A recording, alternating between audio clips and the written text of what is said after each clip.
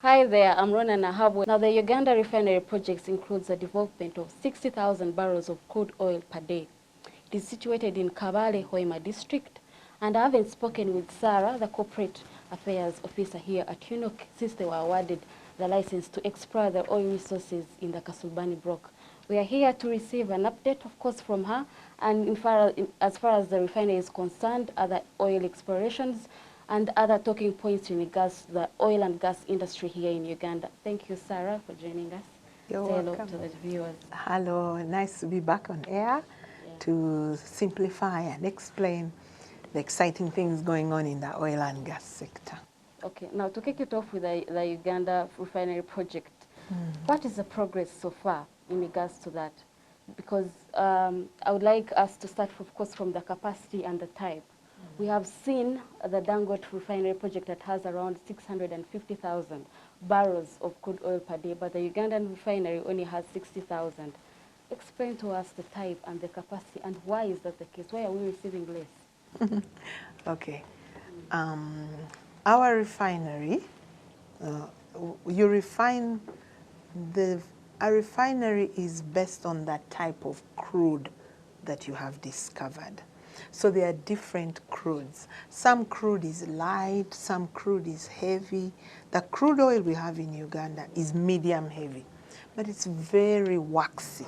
In fact, it cannot survive in temperature like this. It would immediately close up like a real rock. So because of that type of crude, the technology required to refine and get like good value products, almost 85% value out of the crude you have, you need a special kind of technology. And that's why we opted for what we call the residual fluid catalytic cracker. It's quite scientific, but that's what it is. It's the residual fluid catalytic cracker technology, RFCC, that will enable our medium heavy waxy oil give us almost 85% value of products out of it, which would be the jet fuel, the diesel, the petrol, you know. So for us to get enough value out of it, because you could refine something and you get almost 30% out of it. But ours is the kind, that technology is the kind that residual fluid catalytic cracker technology will give us 85%, and that's very good. So we'll be able to have valuable end products out of our refinery. And that technology was discovered and it was agreed on, and that's what we are getting. Now, you asked me about the capacity. The refinery in Uganda, first of all, is actually 60,000 barrels. We could not handle 650,000 barrels for the simple reason that you have to look at your market and what you will grow into. Our market on a daily takes 6 million liters, petroleum finished products, right? That's what we take, 6 million liters. The refinery, which is going to do 60,000 barrels on a daily, translates to approximately 9.5 million liters. So we're already taking 6, and it will produce 9.5. You can see there is a gap, and that gap you can sell around in the region. So you cannot have too much because it doesn't suit the market you have. It's just appropriate to also cater for our country needs, first of all, and our neighboring needs. The balance is then sold as a crude to the international market. Now, let's talk about the cost of this huge investment, it being one of the major downstream projects, and estimated to cost around 4 to 4.5 billion US dollars, approximately 16 trillion shillings. Do we have an investor yet? Yes. In regards to the FID, what is there to know? You're right about the cost. Our refinery is estimated to cost around $4 billion. And we have an investor on board. We have, you know, Albertine Graben Energy Consortium. They're on board. They're still on board. And in terms of the FID we are looking at this year, we have been consistent in the year 2023. We are believing we are getting to the FID because there were things that had to be completed. Land acquisition was one of them, had to be completed. The environmental social impact assessment studies, they had to be completed. The front-end engineering designs, those had to be completed. So now that they're completed, and we haven't yet got the approval for the environmental social impact assessment, not yet. Those are the things that have to be tied in. And then the financing. Then once you have put the financing together, you can say, ready to go, FID. So we gave our target, and we've always been consistent that it is in 2023. And that's not a problem because the refinery, generally, most times, it comes on stream way after the crude has been, has already been like explored. I mean, it has been removed because you'd have a case where you have an idle refinery. So most times, the process of exploring and developing the crude is started, it gets running, you see how it's running, and then the refinery can come on stream well knowing that the crude is available for it to refine. You may end up having an idle capacity, something. So it's all in line. There's nothing wrong with that. And so once we get FID, it's always at least 3 years are required before you can have it up and running. Maybe to speak in regards to technical terms, how have you ensured that the refinery is up and running before it even comes as technically, so that you ensure that the ECOP is adequately supplied with crude? Because there are other products that are involved, petrochemicals, like you said, jet fuel, LPG. What are the technical terms that we need to know? What is the progress technically? Okay. This is how the flow is. First, you handle the crude. You extract the crude, you transport the crude, and that is through a pipeline. That's the means of transportation that we've been talking about. This has got nothing to do with the refinery. So you can start this process of exporting the crude, and you're seeing how that is going on while the refinery is being completed.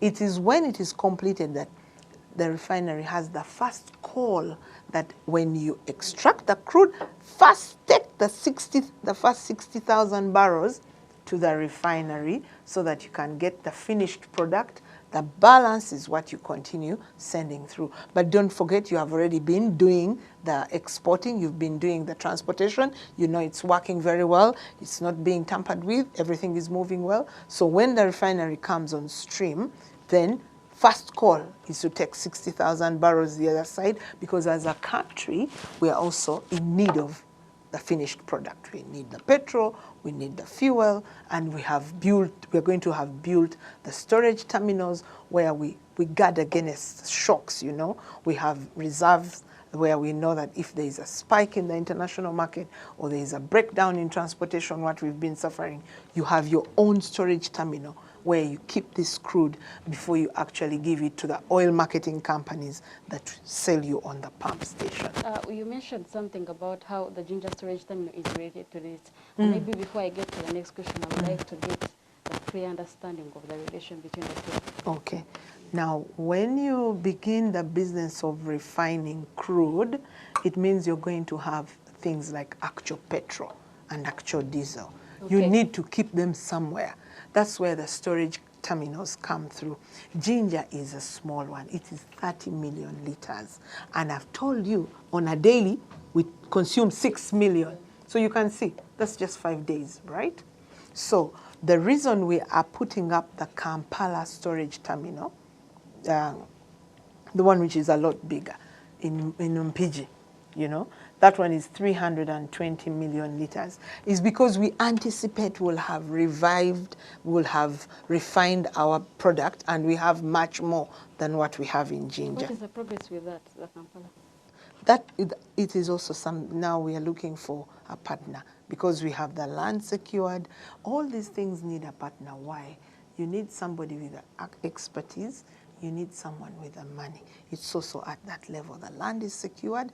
We now need the expertise and the finances, really, to get that going in terms of constructing. But, like I've said, it's dependent on the refinery. So you will have to first have the refinery up and running in order for the products to move through. a different pipeline altogether. It's called a multi-products pipeline because for it, it is transporting finished products.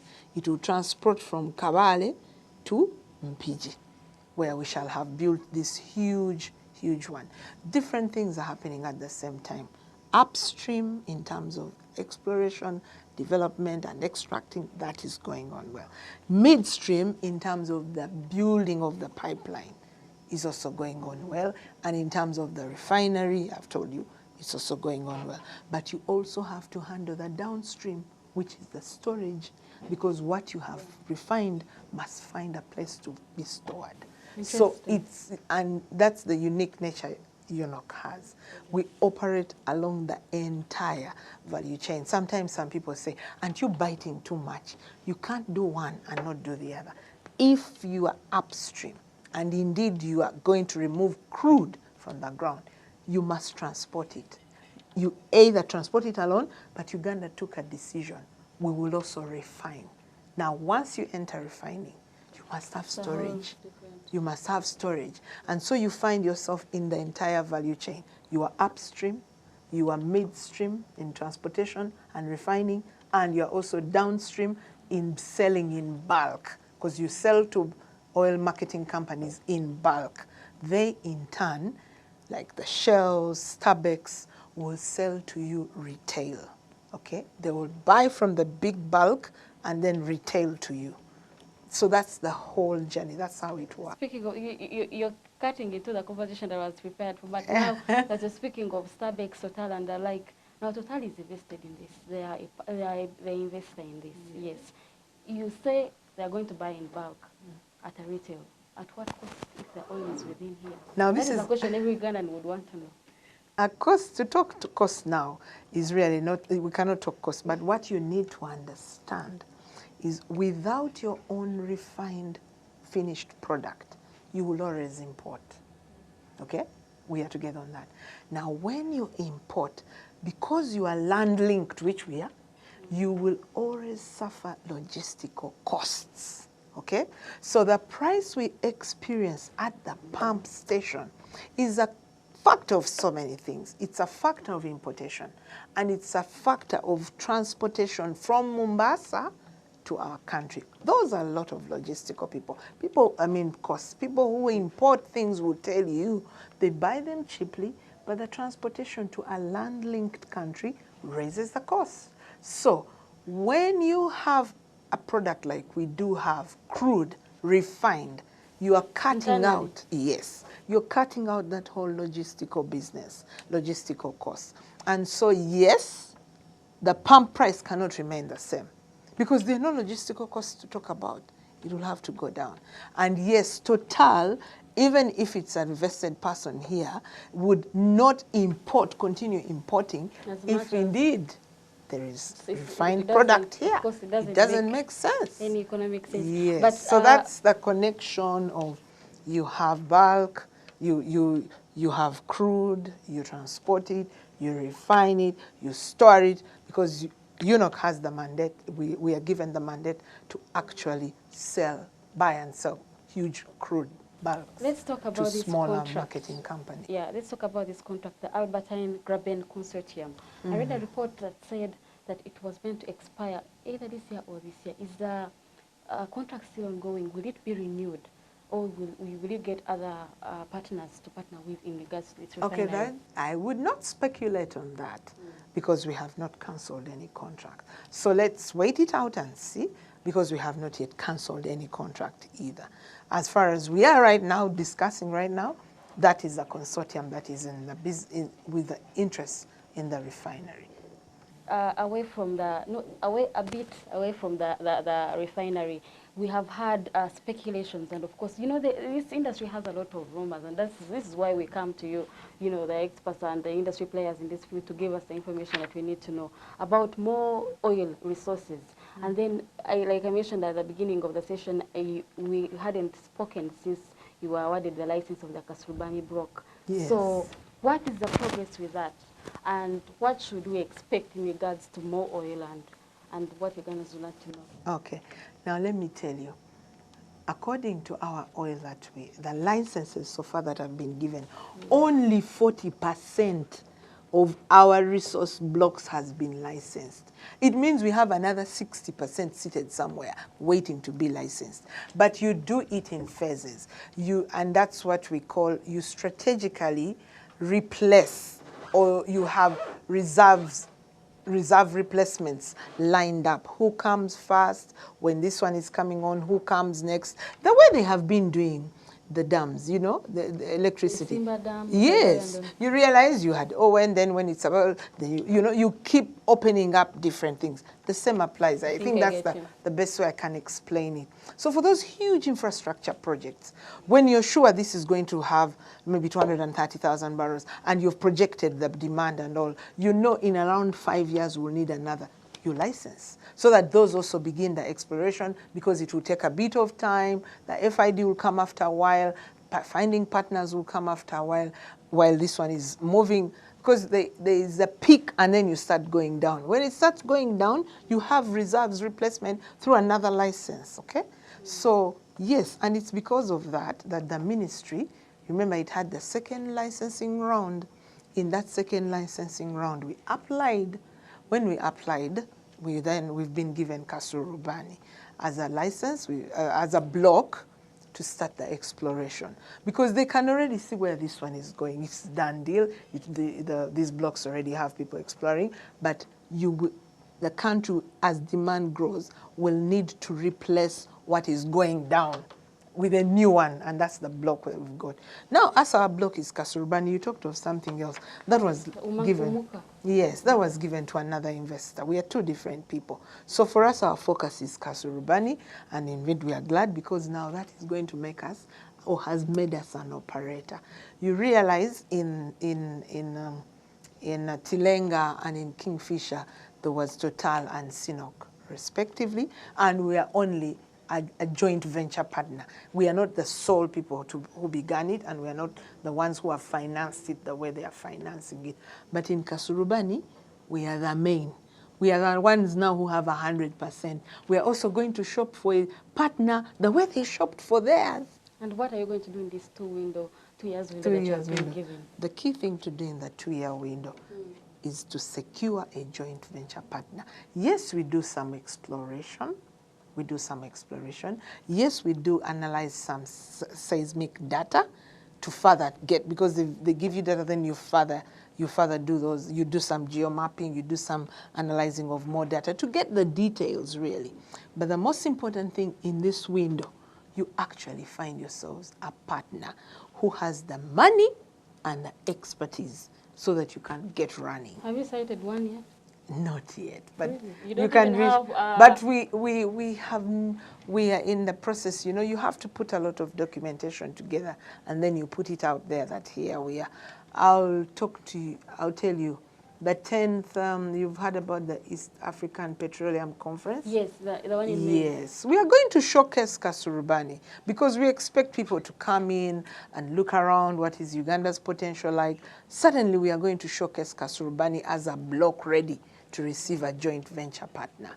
Yes. A question that I would like to know from you, as the Uganda National Oil Company, do you envision taking steps as illustrated by other state-owned oil companies such as Saudi, Aramco, Gazprom, among others, in regards to oil exploration and utilizing the resources?